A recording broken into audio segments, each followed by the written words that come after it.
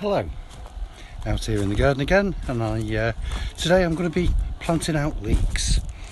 We've had them growing here in the garden since about, well, we sowed the seed in late February, early March.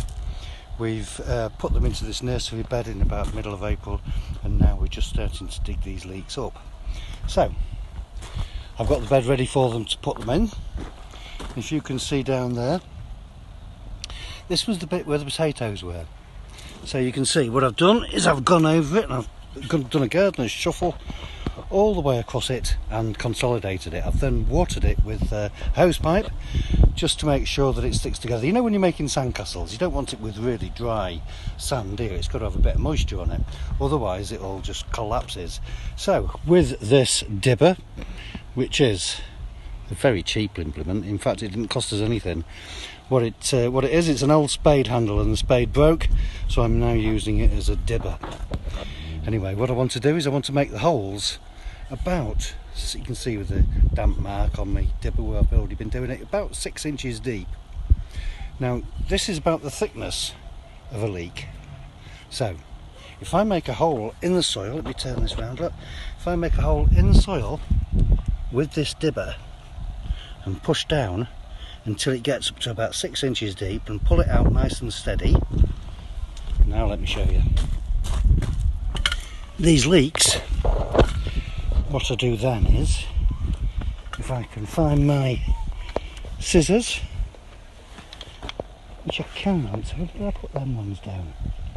Oh, Amy, you daft thing. Tell you what, I'll put them in there for now, look. So I always have a bucket of water there so that my roots don't get too dried out. And I shall now go and have a quick look for my scissors or secateurs or anything like that. So, coming through the tunnel, I think I've got a pair over here somewhere.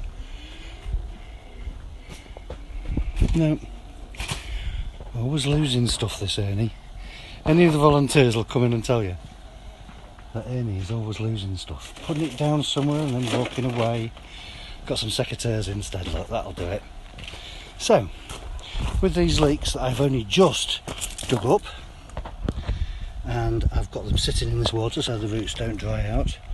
Now what I'll do, I don't know if you can see that very well, so I'll give those roots a trim.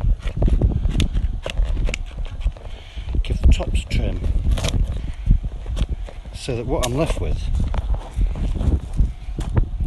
is take bits of leaf off there.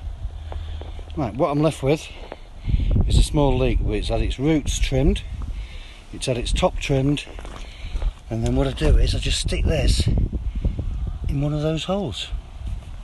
I don't fill it in with soil again, I'll let the leek grow to that size. So let me show you with another one.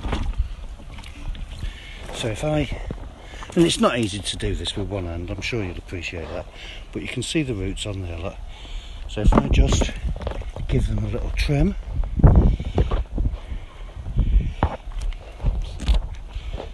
snip, snip, and take the tops off, and then stick it into one of these holes. There we are. That's the leek sorted. Now I'm going to carry on and do these because it really isn't very easy doing it one-handed. So if you do your leeks now, they will sit there. Look at this. Look. Oh, look at that. There's my scissors. I was just looking for them. So you can see there, got the leeks in the holes. They will soon start sending up new leaves, and in about a month's time they'll look as though they've been living there for a month. So don't forget, consolidate the land first, dampen it to make sure the holes don't fill in again, and then go over it with a dibber.